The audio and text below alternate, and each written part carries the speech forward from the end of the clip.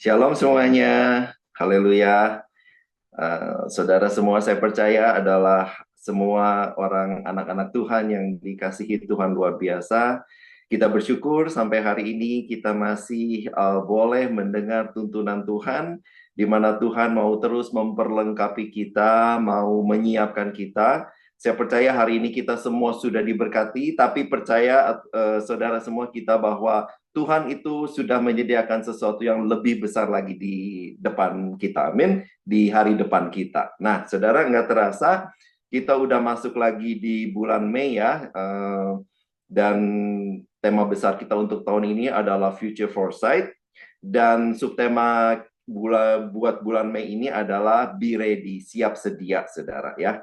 Be ready seperti yang tadi dikatakan bahwa be ready untuk menerima janji Tuhan, be ready untuk menerima sesuatu yang luar biasa yang Tuhan emang udah rancangkan buat kita, bahkan sebelum kita lahir pun Tuhan udah sediakan.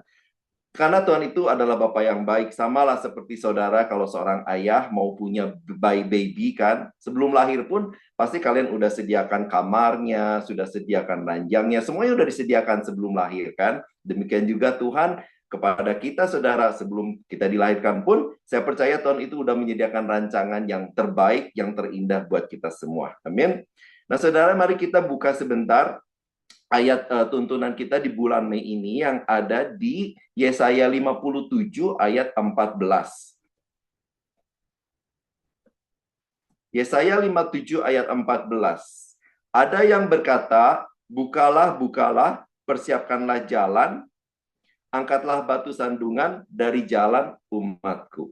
Nah, saudara, itu ayat tuntunan kita ya. Nah, saya mau cerita sedikit hari Kamis kemarin, saudara.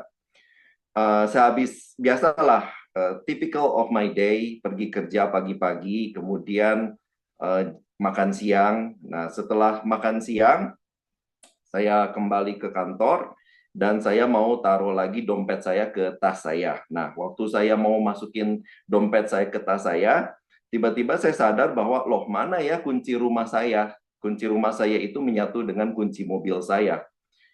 Saya cari-cari di tas, nggak ada saudara. Ya kan, saya keluarkan satu persatu isi tas saya, dirogoh kantongnya satu-satu, nggak ada saudara. Begitu tahu kunci rumah dan kunci mobil itu hilang, langsung saya itu gugup luar biasa saudara. Dan sisa begitu tahu langsung nggak bisa konsentrasi ya kan. Pikiran saya itu membayangkan, waduh, di mana ya kira-kira saya menjatuhkan kunci saya nggak sengaja itu di mana gitu ya. Apa pas saya mau ambil kacamata, apa pas tadi di subway saya keluarkan mau baca buku, apa jatuh di sana ya kan. Mungkin di jalan. Dan kemudian saya teringat juga pagi hari begitu saya keluar dari rumah, baru jalan beberapa langkah di depan rumah tetangga, saya membetulkan tali sepatu saya karena tali sepatu saya terbuka dan saya kan jongkok betulin. Tiba-tiba saya kepikiran, aduh gimana kalau jatuhnya di depan rumah tetangga saya ya kan, lalu mulai pikiran khawatir.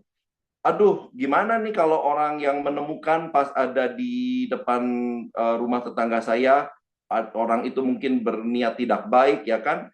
Dan kan kelihatan tuh ada kunci mobil mereknya apa dan mungkin dia pasti ini wah dicari-cari ya kan, dan kebetulan saya pernah parkir di driveway yang langsung kelihatan. Saya langsung pikir aduh gimana nih orang kalau coba-coba klik tombol mobil saya ya, kemudian ada kunci pintu rumah saya juga, gimana kalau mobil saya dicuri, kalau orang itu masuk ke dalam rumah ya kan. Waduh benar-benar panik banget saudara, memikirkan banyak hal, kemungkinan yang bakal terjadi ya kan. Dan tiba-tiba rasanya pengen cepat pulang tapi juga nggak bisa karena ada kerjaan, udah ada janji mau menyelesaikan sesuatu. Aduh bener-bener dah waktu itu bener-bener kayak kayak bener-bener gugup panik. Dan di tengah kepanikan itu tiba-tiba Roh Kudus Tuhan ingatkan satu ayat yang ada di kitab Ayub, saudara. Nah, di kitab Ayub saya diingatkan oleh Roh Kudus bahwa waktu itu kan di dalam kitab Ayub ada cerita bahwa iblis lagi mendatangi Tuhan Yesus, ya kan?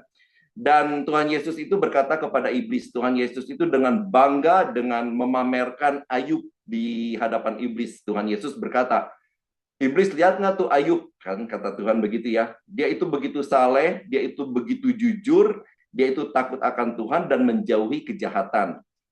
Lalu iblis jawab begini, saudara. Ya pantas ajalah Tuhan kalau Ayub itu berlaku seperti itu semua karena engkau sendiri yang melindungi dia. Nah ini saudara, yang diingatkan Tuhan kepada saya. Iblis berkata begini, karena Tuhan engkau yang melindungi dia, engkau yang membuat pagar sekeliling dia dan rumahnya dan segala yang dimilikinya. Itu ada di Ayub 1 ayat 10, saudara.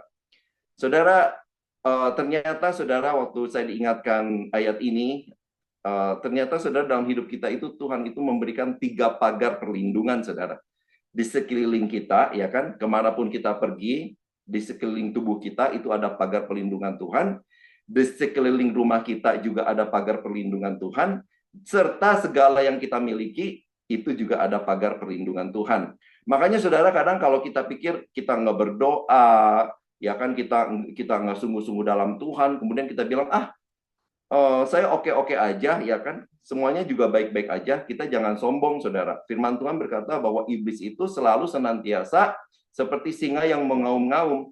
Kalau kita ada belum sungguh-sungguh, belum benar-benar gimana gitu kepada Tuhan, itu bukan berarti nggak ada ancaman, saudara. Tetapi karena Tuhan memberikan pagar perlindungan dalam kehidupan kita, bahkan ada 3 pagar perlindungan, saudara. Nah, saudara, setelah saya diingatkan ayat ini, tadinya pikiran saya yang gugup, ya kan? Saya pikir juga, aduh kalau beneran hilang, saya mesti panggil locksmith, ya kan? Kemudian saya ingat juga kalau mobil, kalau kunci rumah bisa panggil locksmith, ya karena saya belum pakai smart lock lah, seperti rumah-rumah kalian mungkin ya. Saya masih pakai manual key, saudara. Kemudian saya pikir, kalau kunci mobil lebih parah lagi nih, saya mesti ke dealer mobil, dan ada unexpected expense gitu kan, ada biaya yang harus saya keluarkan. Wah. Tapi setelah saya diingatkan Roh Kudus begitu, saya tiba-tiba jadi tenang, saudara. Saya bisa kerja lagi dan menyelesaikan semuanya dengan baik, sampai akhirnya jam kantor pulang, saya pulang, juga jalan juga nggak buru-buru, karena saya percaya Tuhan udah ingatkan saya semuanya oke, ya kan? Dan ternyata waktu saya pulang, apa yang terjadi, saudara? Saya lihat kuncinya itu ternyata tertinggal di pintu, saudara. Lebih parah lagi, ketinggalan di pintu, saudara. Itu bayangin, itu kayak udah, kalau orang yang udah mengamati, ya kan, ini udah nggak ada orang, ini pokoknya udah kayak mengundang aja, tinggal masuk aja, saudara. Tetapi puji Tuhan, semuanya semuanya aman, karena ada kebaikan, kasih setia Tuhan. Amin, saudara. Nah, ini adalah contoh yang sederhana, saudara, bahwa kita bisa dalam keadaan baik-baik saja sekarang ini, bisa dalam keadaan tenang, bisa dalam keadaan oke, keadaan nyaman, tapi bisa-bisa tiba-tiba terjadi sesuatu yang membuat kita panik, ya kan, saudara? Demikian juga sama kita menghadapi masa depan, saudara. Keadaan sekarang semakin tidak menentu, tetapi Tuhan mau kasih kita bimbingannya, tuntunannya melalui kuasa firman-Nya, dan mempersiapkan kita semua untuk selalu siap sedia menghadapi masa depan apapun yang terjadi. Amin. Nah, di Yesaya 57 ayat 14 yang tadi kita baca, kalau saudara punya waktu, teruskan saudara sampai ke ayat 21. Nah, sebetulnya ayat ini, saudara, adalah peringatan Tuhan kepada anak-anak Tuhan yang udah mulai lengah, atau bahkan di dalam firman Tuhan dikatakan murtad. Nah, murtad itu bukan berarti kita pindah agama, saudara, tapi murtad itu adalah kita mulai meninggalkan, nggak taat sama Tuhan, ya kan, udah meninggalkan cinta kita yang mula-mula kepada Tuhan. Pokoknya ini adalah peringatan Tuhan kepada anak-anak Tuhan yang udah mulai lengah dalam mengikuti Tuhan. Nah, saudara, mari kita cek keadaan rohani kita masing-masing pada pagi hari ini ya. Mungkin sebagian dari kita masih ada yang benar-benar on fire, saudara. Cinta Tuhan, mengalami pertumbuhan iman terus yang luar biasa. Waktu baca firman Tuhan itu jadi kesukaan. Wah, suka banget ya baca firman Tuhan. Dan kalau ini ada dari kita yang begitu luar biasa antusias, masih mengasihi Tuhan, masih begitu excited. Nah, puji Tuhan, kita semua ada kalau keadaan begitu, saudara. Tapi juga mungkin ada sebagian yang ya masih setia, masih melayani, tetapi enggak bergairah lagi, saudara, ya kan? Enggak on fire lagi, masih ke gereja, masih melayani. Tapi mungkin karena banyak hal yang terjadi dalam hidup, membuat fire-nya itu makin kecil, enggak on fire lagi, mungkin udah berdoa, tapi jawaban doa yang ditunggu-tunggu belum datang, ya kan? Kita masih cinta Tuhan, masih bersyukur kepada Tuhan, Tapi dengan menghadapi banyak masalah, banyak isu dalam kehidupan kita, akhirnya gairah itu mulai hilang. Dan mungkin ada lagi tipe ketiga yang benar-benar secara rohani udah tertidur, saudara ya. Tubuhnya ada di gereja, ya kan, mendengarkan firman, tapi nggak mengharapkan apa-apa, saudara. Cuman ya masuk keluar, masuk telinga kiri, keluar kanan, ya kan, tidak mengharapkan apa-apa dari firman Tuhan. Dan kalau bisa-bisa pikirannya, aduh ini cepatlah si Harry selesai ibadahnya ya kan, biar saya cepet-cepet bisa ngapain-ngapain lagi gitu kan, pengen cepet-cepet keluar dari ibadah gitulah. Nah, saudara, keadaan apapun kita hari ini, di Yesaya 57 kalau kita baca di ayat 18, setelah ayat 14 kita baca ayat 18, Tuhan bilang, aku telah melihat segala jalannya itu, tetapi aku akan menyembuhkan dan akan menuntun dia dan akan memulihkan dia dengan penghiburan juga pada bibir orang-orangnya yang berkabung. Nah, saudara, kita hari ini itu kan produk dari hari kemarin ya, maksudnya kita ada hari ini karena keputusan-keputusan yang kita ambil dari masa-masa yang lalu. Dari segala pertimbangan, pikiran yang kita akhirnya putuskan di masa lalu, akhirnya kita ada sebagaimana kita ada hari ini. Nah, kembali ke contoh kunci yang hilang, saudara. Pada saat saya belum sadar kunci itu hilang, kan semuanya oke, saya bisa kerja, ya kan? Tidak ada pikiran gugup, nggak ada perasaan takut dan sebagainya. Tapi begitu tahu kunci saya hilang, saya langsung gugup, ya kan? Panik dan khawatir. Tapi firman Tuhan datang menenangkan. Nah, karena ternyata kenapa, saudara? Ketakutan, kekhawatiran akan sesuatu masa depan yang belum tentu, yang ada di pikiran kita itu nggak menyelesaikan apa-apa. Yang ada adalah justru mencuri damai sejahtera kita hari ini dan mencuri kekuatan kita hari ini, saudara. Ya, ini adalah contoh yang sederhana, saudara. Nah, bagaimana di dalam firman Tuhan Yesaya yang tadi kita baca, Tuhan itu akan menyembuhkan, akan memulihkan, akan menuntun dengan penghiburan juga pada bibir orang-orang yang berkabung. Yang pasti adalah dengan kekuatan firman-Nya, saudara. Ya kan? Seperti yang saya alami, firman Tuhan datang, langsung saya kuat lagi, saya percaya lagi kepada Tuhan. Ini ada simple contoh yang sederhana, saudara. Makanya kita mesti terus, saudara, isi hidup kita itu dengan kebenaran firman Tuhan. Selalu kita mau perbaharui pikiran kita, akal budi kita dengan firman Tuhan.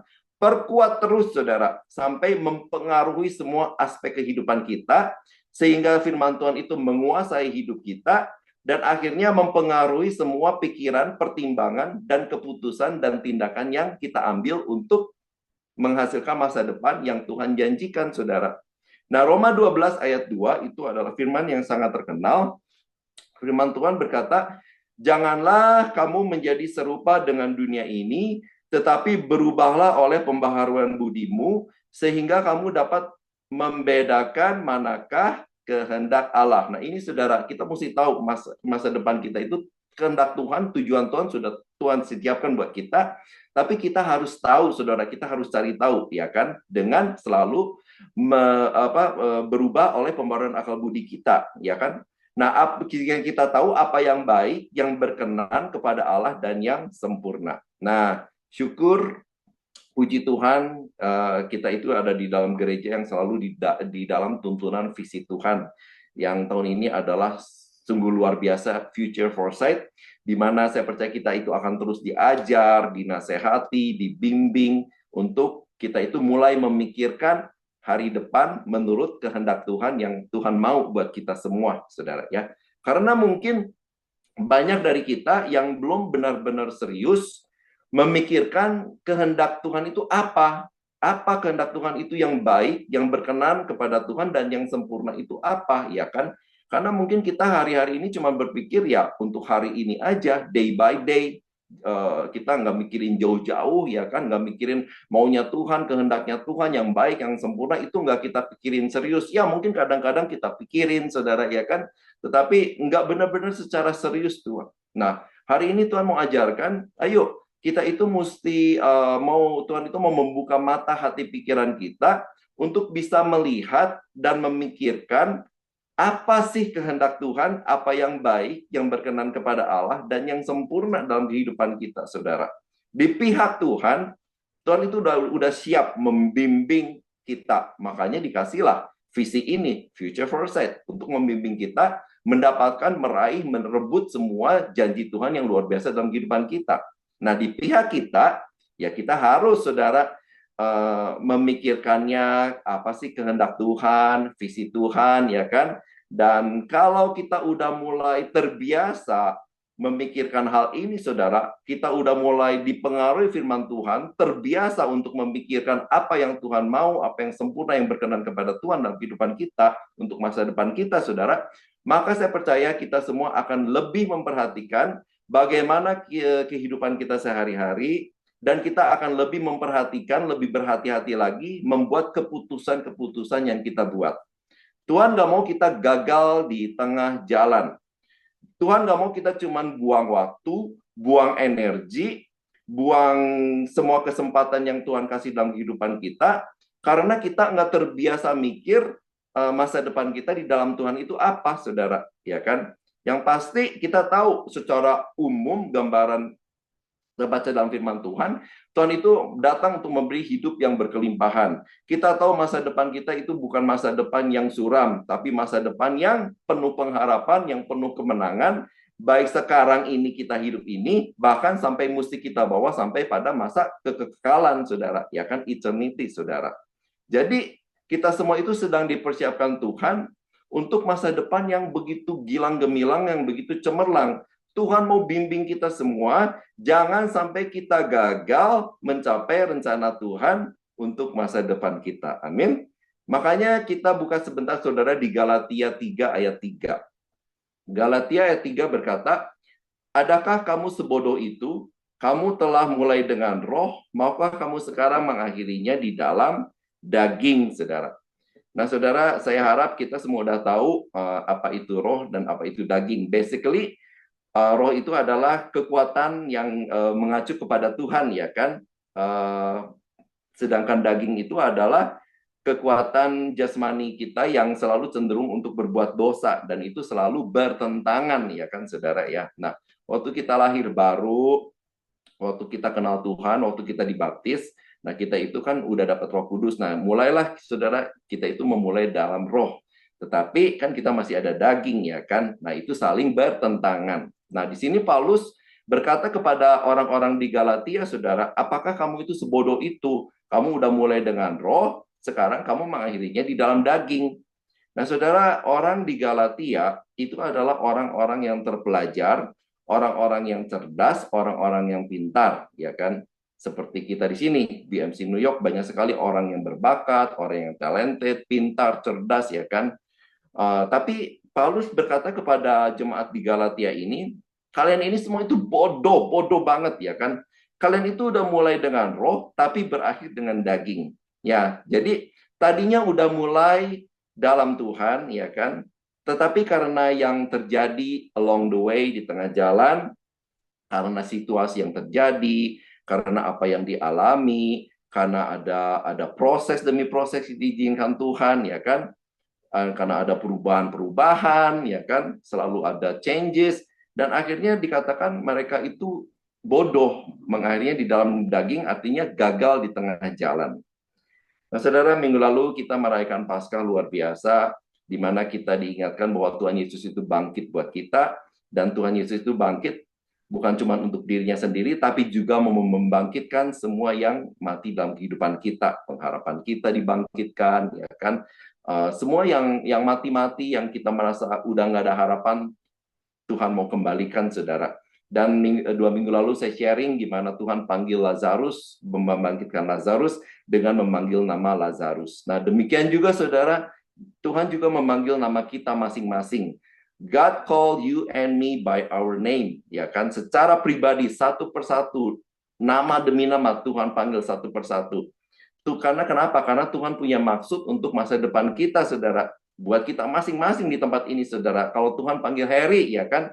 Karena Tuhan punya maksud dan tujuan yang spesifik buat hidup saya. Demikian juga dengan saudara-saudara. Saudara dipanggil namanya masing-masing, karena saudara juga punya tugas dan yang begitu spesifik yang Tuhan udah desain buat saudara masing-masing, dan itu cuma saudara yang bisa respon dan saudara yang bisa menggenapi apa yang jadi kehendak Tuhan dalam kehidupan saudara masing-masing, ya kan?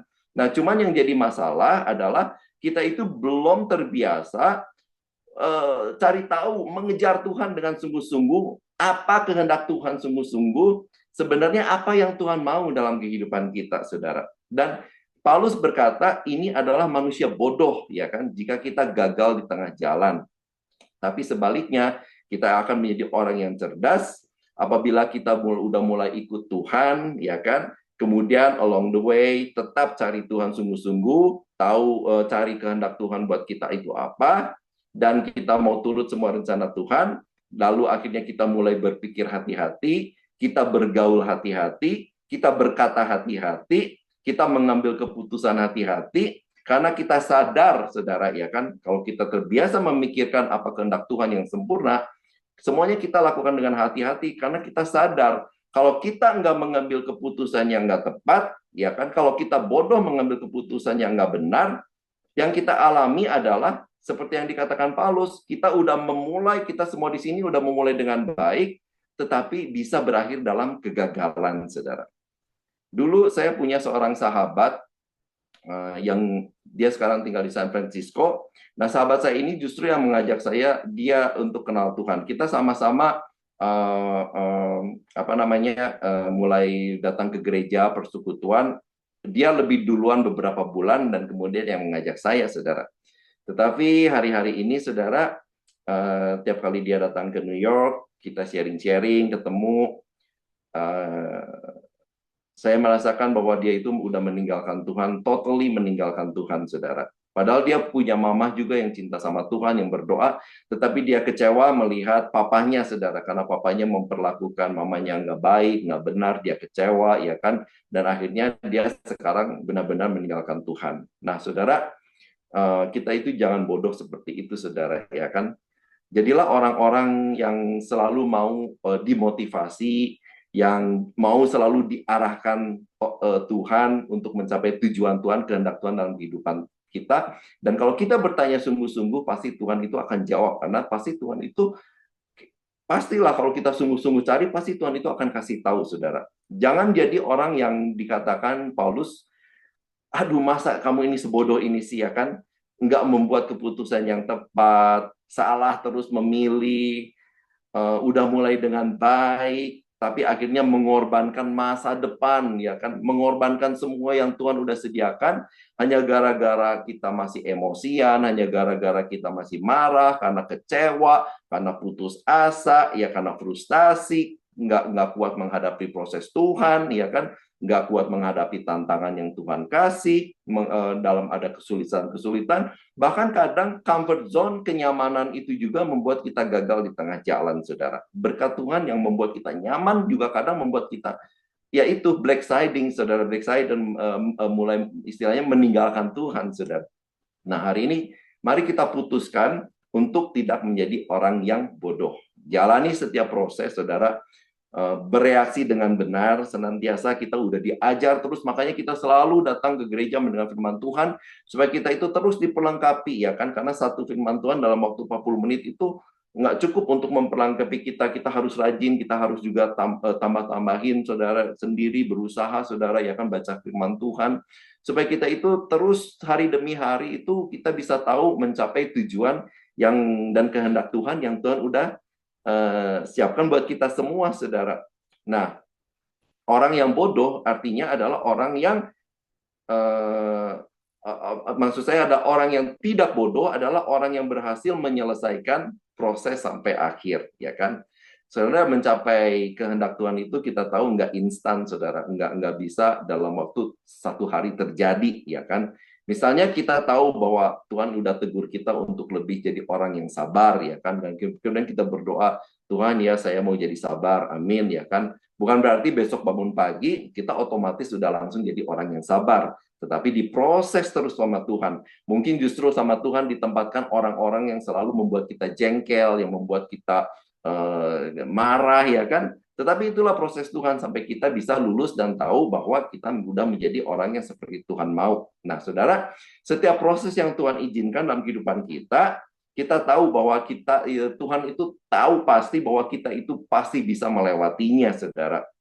Kadang emang kita harus rela, ya kan, dihajar hati ini, saudara, diproses, kita harus mau bayar harga, ya kan? Tapi percayalah, Tuhan itu juga yang selalu beri kita kekuatan untuk menanggung semuanya. Tapi sebaliknya orang yang nggak peduli tentang apa yang Tuhan mau dalam kehidupan kita, saudara, maka orang itu udah cuek aja, nggak peduli, ya kan? Makanya Yesaya 57 ayat 18 tadi berkata, udah mulai meninggalkan Tuhan, saudara. Nah, akhirnya menjadi gagal, saudara, ya kan? Di dalam proses, di tengah jalan gagal. Nah, saya percaya kita di semua di tempat ini mau jadi orang yang cerdas, yang berpikir jauh ke depan. Amin. Memikirkan apa yang kita mau merebut, apa yang Tuhan sediakan buat kita. Nggak mudah putus asa, nggak lari dari masalah, saudara, nggak tempuh jalan pintas, kita nggak takut capek, saudara, kita nggak takut mesti rela berjuang, ya kan? Nah, makin lama setiap hari makin cerdas, makin cerdas, saudara. Amin. Nah, kemudian kita buka lagi, saudara, di Filipi 3 ayat 13 sampai 14. Ini Paulus lagi yang ngomong, saudara. Paulus ngomong begini, saudara. Saudara-saudara, aku sendiri tidak menganggap bahwa aku telah menangkapnya, tetapi ini yang kulakukan. Aku melupakan apa yang telah di belakangku dan mengarahkan diri kepada apa yang di hadapanku. Yaitu apa, saudara, yang di depan Paulus itu adalah visi yang Tuhan sediakan, ya kan? Sama seperti visi dan kehendak Tuhan yang Tuhan sediakan buat kita masing-masing. Kemudian ayat 14, dan berlari-lari kepada tujuan untuk memperoleh hadiah, yaitu panggilan sorgawi dari Allah dalam Kristus Yesus. Nah, dalam ayat yang kita baru baca, Paulus mau bilang gini, mau menjelaskan kepada kita semua, saudara, bahwa Paulus itu nggak menganggap bahwa dia udah mendapat meraih masa depan yang Tuhan kasih buat dia, saudara, ya kan? Dia itu nggak menganggap udah mendapatkannya. Karena dia menganggap dia belum mendapatkannya, maka dia itu bilang dia melatih pikirannya seolah-olah tujuannya itu masih ada di depan, masih dikejar, ya kan? Karena tujuannya masih ada di depan, maka yang Paulus lakukan adalah dia mau melupakan apa yang ada di belakang, lalu mengarahkan dirinya kepada apa yang di depan, saudara. Dan mengarahkan dirinya itu bukan jalan santai, bukan jalan di tempat, bukan malas-malasan, bukan buang waktu, buang energi, buat hal-hal yang tidak penting, buat hal-hal yang tidak berguna. Paulus bilang, mana bisa saya santai, mana bisa saya buang-buang waktu, mana bisa saya melakukan hal-hal yang nggak berguna, ya kan? Kalau apa yang Tuhan sediakan masih di depan saya, itu masih harus saya rebut, masih harus saya kejar, ya kan? Nah, dan Paulus bilang supaya dia bisa berlari dengan cepat, dia mau lupakan semua yang di belakang, yang bisa menghalangi, yang membebani, yang membuat lebih lama proses mencapai tujuan itu, saudara. Dan dia bilang harus fokus ke mengarahkan diri ke depan, saudara. Karena kenapa, saudara? Dia bilang yang di belakang itu udah nggak ada artinya lagi. Manusia lama kita itu udah nggak ada artinya lagi. Yang seperti tadi dibilang daging, saudara, ya kan? Kelakuan lama kita yang masih egois, kita yang punya habit kebiasaan-kebiasaan yang masih nggak bagus, itu membatasi kita semua, merintangi kita semua untuk bisa mencapai apa yang Tuhan sediakan di depan kita, saudara. Ya, jadi Paulus bilang harus ditinggalkan. Semua itu nggak penting lagi, semua itu bisa bikin kita gagal untuk mencapai masa depan kita. Semua yang bikin merintangi, semua yang bikin gagal, yang membuat slow, yang pokoknya semua hal itu seperti dibuang, kita mesti buang dan tinggalkan, ya kan. Saudara, Alkitab itu banyak sekali pakai bahwa kita itu di dalam pertandingan, ya kan, untuk mencapai tujuan Tuhan. Dan Paulus di sini memakai analogi berlari, saudara, untuk mencapai tujuan Tuhan. Jadi kita itu bisa bayangkan lah, saudara, ya.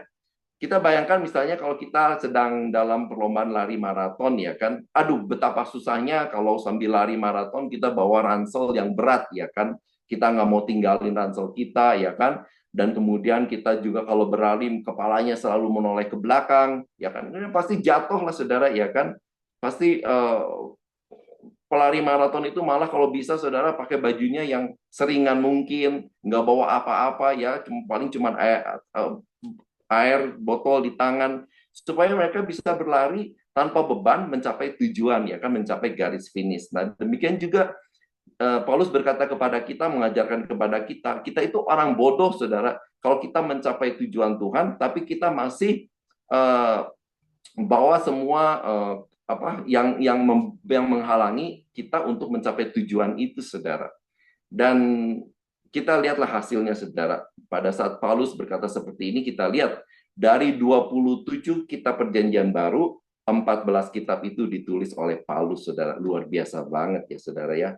Karena Paulus selalu konstan mengingatkan dirinya sendiri bahwa saya belum mencapai bagian Tuhan yang Tuhan sediakan buat saya. Makanya saya harus lupakan yang di belakang. Saya harus tinggalkan manusia lama saya. Saya harus tinggalkan egois saya. Saya harus tinggalkan kebiasaan jelek. Saya harus tinggalkan yang segala yang jahat itu, saudara. Supaya dia bisa mencapai apa yang Tuhan sediakan buat dia. Nah, dan dia bilang, dia terus berlari. Karena ada yang memanggil. Tuhan Yesus itu udah ada di depan kita, saudara. Dia itu udah jadi kayak supporter kita yang paling kuat pada saat kita lemah. Tuhan Yesus itu udah di depan kita. Dia berkata, ayo Harry, kamu pasti bisa. Ayo pasti bisa. Bangun lagi, bangkit lagi. Lari lagi, capai lagi apa yang aku sediakan buat kamu. Nah, Tuhan Yesus itu di depan itu kayak memanggil kita, ya kan? Seperti firman Tuhan bilang, Paulus terus berlari karena ada yang panggil. Dan yang panggil itu bukan bos kita. Dia bilang, dia bukan Presiden Trump juga yang panggil, tapi yang panggil adalah penguasa langit dan bumi, saudara. Tuhan segala Tuhan, di atas nama segala nama, itu yang memanggil kita semua, saudara. Ya, jadi belajar dari Paulus, karena saya tadi udah katakan, kita dalam keadaan baik hari ini, puji Tuhan. Tetapi percayalah, Tuhan punya sesuatu yang jauh lebih besar buat kehidupan kita semua, pribadi demi pribadi, nama demi nama di tempat ini. Jadi, untuk merebutnya, saudara, yang pertama kita harus perlu perbaharui pikiran kita dengan firman Tuhan. Kemudian kita tinggalkan semua manusia lama kita, karena yang akan membebani kita, yang menghalangi kita, yang membuat kita slow, ya kan? Kemudian kita selalu arahkan pandangan fokus kepada Tuhan. Dan kemudian jangan malas-malasan, terus keep running, jangan bermalas-malasan. Karena kalau malas-malasan, saudara, seperti misalnya kita lari, ya kan, lagi males nih, kemudian akhirnya stop dulu, ya kan. Ada tukang cendol nih di pinggir jalan, jajan cendol dulu, ya kan. Nah, nanti keenakan, saudara, udah stop gitu, keenakan, lama-lama keluar dari lintasan, dan lama-lama akhirnya jadi penonton. Dan kita tahu, saudara, penonton itu apa? Penonton itu sukanya cuma mengkritik, ya kan? Yang lari-lari, dia udah keluar nih dari lintasan, kemudian jadi penonton. Dia slow, dia begini, dia akhirnya jadi kritik-kritikan, saudara, selalu melihat kesalahan orang lain, ya kan? Padahal dirinya sendiri nggak mau berjuang lagi, saudara. Sebab yang malas-malas itu selalu berpikir, aduh, masih jauh ya, gitu kan? Aduh, nggak kelihatan nih tujuannya, ya kan? Aduh, kok nggak nyampe-nyampe, capek, dan segala macamnya. Tapi itulah, saudara, kita harus terus latih pikiran kita untuk meraih masa depan yang Tuhan sediakan buat kita, masa depan yang gilang gemilang, ya kan. Katakan kepada diri kita lebih daripada pemenang, ya kan. Kita pasti bisa mencapai yang Tuhan sediakan buat saya. Dan Tuhan itu nggak ciptakan kita cuma untuk memenuhi bumi. Tuhan itu punya maksud dan tujuan buat kita, dan cuma kita yang bisa respon dan jawab panggilan itu, saudara, ya kan? Karena kalau kita nggak respon pada panggilan Tuhan, maka seperti kembali kepada yang Paulus bilang, kita akan jadi orang yang bodoh, saudara. Orang bukan cuma bodoh, orang yang lamban, ya kan? Orang yang berpikir semau kita, yang melakukan apa aja yang kita mau, bukan pilihan-pilihan yang membangun, malah pilihan yang mungkin merusak masa depan kita, saudara. Dan suatu hari, kalau penyesalan itu datang, kemudian kita lihat orang yang berhasil, ya kan, mencapai tujuan Tuhan, kita berkata, ya itulah, mungkin Tuhan udah pilih dia, Tuhan nggak pilih saya. Saudara, Tuhan ingatkan, enggak, saudara. Kenyataannya, Tuhan panggil kita semua satu demi satu, nama demi nama, untuk berhasil, untuk mencapai apa yang dia mau. Kalau orang lain bisa mencapai tujuan Tuhan, maka kita juga punya hak yang sama, punya bagian yang sama, harus berhasil masa depan kita. Amin. Jadi latih terus, saudara, pikiran kita untuk melihat, cari tahu kehendak Tuhan, rencana Tuhan, cari sungguh-sungguh maunya Tuhan itu dalam hidup kita itu apa, dan kita harus berani korbankan, tinggalkan semua yang menghalangi dan merintangi, untuk menjadi seperti yang Tuhan mau dalam kehidupan kita. Kita harus berani, ada harga yang dibayar. Dan lakukan semuanya itu secara konsisten, saudara, ya kan? Karena konsisten itu hari-hari ini juga adalah hal-hal yang kayaknya sulit dilakukan anak-anak Tuhan. Karena kalau kita kadang-kadang on fire, kemudian uh, padam lagi, kadang-kadang kita melakukan yang terbaik, kemudian kadang-kadang asal-asalan, kadang-kadang rajin, terus malas lagi. Nah, ini bukan konsisten, saudara. Tetap konsisten. Tetap saudara konsisten, setia dalam perkara kecil. Karena Tuhan bilang kita mesti setia dulu dalam perkara kecil, nanti pasti akan kita melihat Tuhan percayakan perkara-perkara yang lebih besar, saudara ya.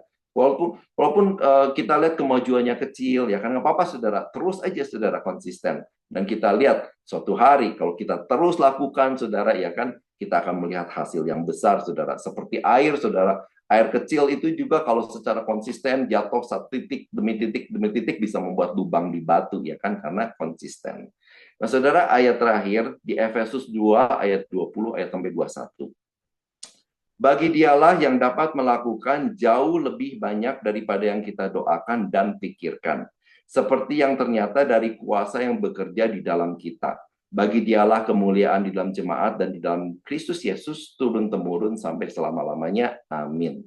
Nah, saudara, di dalam Efesus 20 yang baru kita baca, itu ada dua kata, saudara. Kata kerja, yaitu doakan dan pikirkan. Nah, saudara, lebih gampang mana sih mendoakan sesuatu atau memikirkan sesuatu, ya kan? Saya percaya mendoakan itu kan lebih gampang, ya kan, kita berdoa, Tuhan, saya minta ini, Tuhan, saya minta itu, ya kan, Tuhan, saya mau berhasil, Tuhan, Tuhan, saya mau income saya naik, Tuhan, Tuhan, saya mau karir saya dipromosi, ya kan. Tapi kemudian Tuhan tanya balik, oke, kamu minta promosi, tapi kamu udah pikirkan belum caranya gimana? Kamu udah pikirkan belum langkah-langkah yang harus kamu perbuat untuk memperbaiki diri supaya kamu itu layak mendapat promosi, sehingga pada saat promosi kesempatan itu Tuhan datang, kamu ready, ya kan? Atau Tuhan, saya minta masa depan saya berhasil, ya kan? Oke, kamu udah pikirin belum langkah-langkahnya apa, ya kan? Kalau kamu malas-malasan seperti ini terus, gimana saya bisa memberikan masa depan yang cerah, ya kan? Tuhan, saya mau hutang saya lunas, Tuhan. Lalu Tuhan tanya, oke, apa langkah-langkahnya? Kamu udah pikirin belum? Kamu udah pikirin budgetingnya belum? Kamu udah pikirin belum apa pengeluaran yang nggak perlu kamu keluarkan? Apa yang bisa kamu tabung? Apa yang bisa kamu cut? Ya kan, gaya hidup kamu yang harus kamu kurangi apa? Kamu udah pikirin belum? Saudara, artinya kalau kita mau masa depan kita penuh kemenangan, kita minta kepada Tuhan, kita minta yang terbaik dari Tuhan, kita juga harus berani siap untuk memikirkan caranya gimana, saudara. Waktu kita udah bikin planning, cari kehendak Tuhan, memikirkannya, saudara, sesuai dengan kehendak dan dengan firman Tuhan, tuntunan Tuhan, dengan apa yang Tuhan mau, maka disinilah, saudara, firman ini bekerja luar biasa. Firman Tuhan berkata, Tuhan itu sanggup memberikan lebih dari apa yang kita doakan dan pikirkan. Amin. Saudara, jadi jangan cuman kita itu minta-minta masa depan yang baik, masa depan yang baik, tapi nggak mau repot, saudara. Nggak mau bayar harga, nggak mau susah-susah, cuma maunya tetap malas-malasan, nggak mau memperbaharui pikiran kita dengan firman Tuhan. Kita nggak mau bayar harga, saudara. Ya, susah, saudara, ya kan? Seperti kata Paulus, mungkin akhirnya menjadi gagal.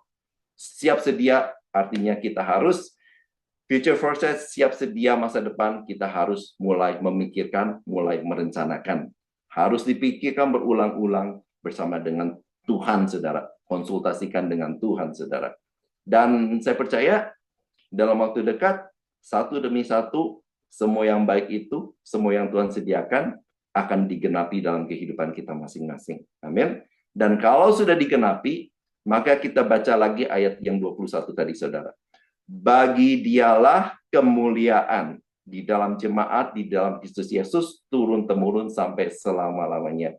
Begitu kita mendapatkan satu persatu, saudara, jangan sombong, jangan lupa lagi Tuhan, tetapi bagi Tuhan segala kemuliaan. Biar nama Tuhan dipermuliakan, biar kita menjadi identitas yang Tuhan kasih buat kita, yaitu kita adalah garam dan terang dunia terjadi dalam kehidupan kita. Amin. Tuhan Yesus memberkati. Haleluya.